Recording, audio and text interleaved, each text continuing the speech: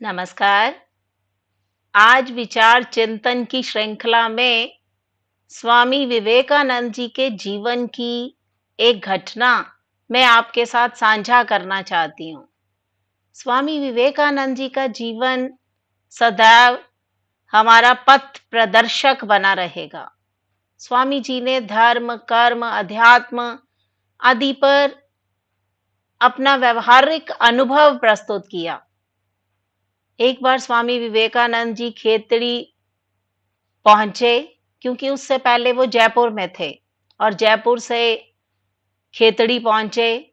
और खेतड़ी पहुंचने पर जो उनके जीवन में एक महत्वपूर्ण घटना घटी, उसने स्वामी जी का जीवन ही बदल दिया।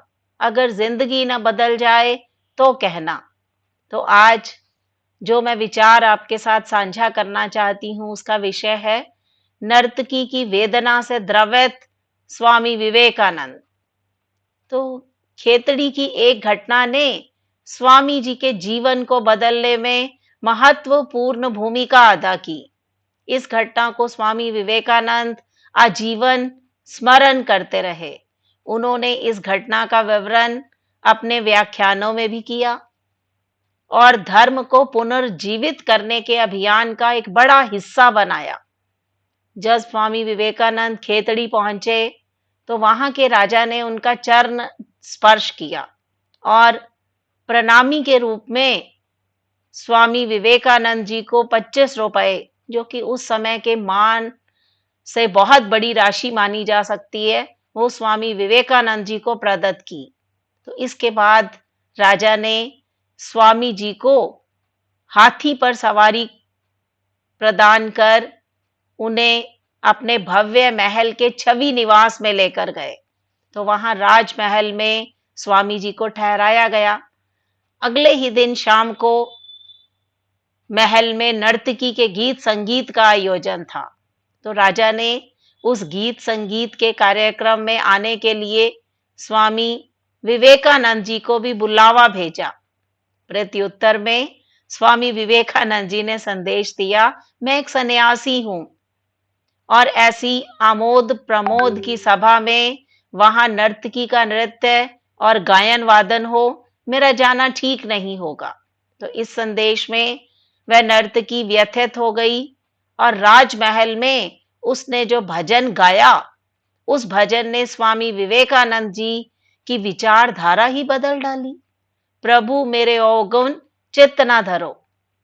तो ये भजन स्वामी जी के जीवन में कैसा बदलाव लेकर आया।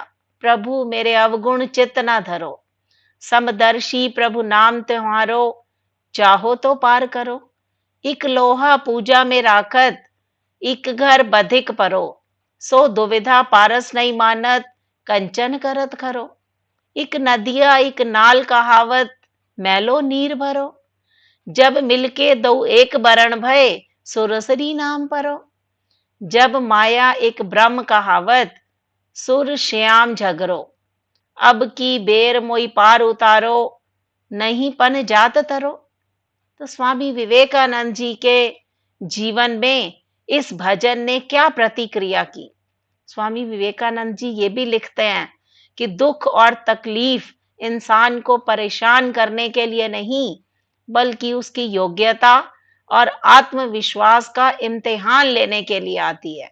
और स्वामी विवेकानंद जी के जीवन में नर्तकी का नृत्य एक बदलाव लेकर आया और स्वामी जी ने उस भजन को सुनने के बाद उनकी विचारधारा ही बदल गई।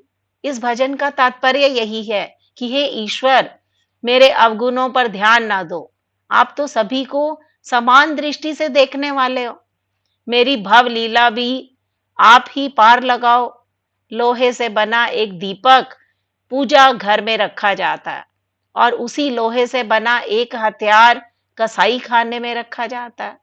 लेकिन लोहा किसी पारस उस लोहे से कोई भी भेदभाव नहीं करता। पारस के लिए दोनों ही लोहे समान है, वह दोनों को ही सोने में बदल देता है। तो इस भजन का तात्पर्य समझने के बाद स्वामी विवेकानंद व्याकुल हो उठे। उन्हें लगा कि उस नर्तकी ने उनके संपूर्ण ज्ञान को चुनौती दे डाली। अपने भजन से उसने स्पष्ट कर दिया कि संसार में ब्रह्म के अतिरिक्त और कोई दूसरी वस्तु नहीं है और ब्रह्म ही सभी वस्तुओं में विराजमान है, चाहे वह नर हो या नारी हो, साधु हो या नृत्यांगना हो। इस घटना का उल्लेख करते हुए स्वामी विवेकानंद जी ने कहा कि यह भजन सुनकर मेरे मन ने प्रति प्रश्न किया कि क्या यही मेरा सन्यास है? मैं सन्यासी हूं? क्या मुझे उस नारी से कोई भेद करना चाहिए? मेरी आंखें खुल गई जब सभी वस्तुओं में एक शब्द प्रभु की अभिव्यक्ति है, तो फिर मैं किसी को त्याज्य या छोटा क्यों मानूं? स्वामी विवेकानंद उस नर्तकी के कार्यक्रम में गए। उन्होंने नर्तकी के चरण स्पर्श किए, अपने भावों के लिए माफी मांगी। खेतड़ी की इस घटना ने स्वामी विवेकानंद जी के जीवन में परिवर्तन ला दिया। उसके बाद स्वामी जी ने निश्चय किया कि संसार में कोई भी वस्तु या प्राणी छोटा या बड़ा नहीं है, सभी समान हैं, सभी का अलग अलग महत्व है। इसी महत्व के कारण ही तो वे सभी धरती पर हैं। अर्थात धरती पर कोई भी वस्तु और प्राणी बिना महत्व के नहीं है, स्वाभाविक है। तो किसी भी वस्तु का अस्तित्व भगवान की कृपा के बिना संभव ही नहीं है। खेतड़ी में गणिका के नृत्य और उसके भजन ने स्वामी विवेकानंद जी को मंत्र मुग्ध कर दिया। उस नृत्यांगना ने जब यह सुना कि स्वामी विवेकानंद उसका नृत्य नहीं देखना चाहते, तो उसकी भावनाएं बहुत आहत हुई। गणिका ने जो भजन गाया, जो गीत गाया, उसमें भारतीय दर्शन और अध्यात्म की ओर स्वामी विवेकानंद जी का ध्यान न केवल आकर्षित हुआ, वरना उस नर्तकी ने स्वामी जी को सोचने पर मजबूर कर दिया कि प्राणी मात्र से भेदभाव करना किसी भी दृष्टि से उचित नहीं है। गणिका का भजन सुनकर स्वामी जी को अच्छा लगा। उन्होंने गाए गए भजन के एक एक शब्द को अपने जीवन में आत्मसात किया।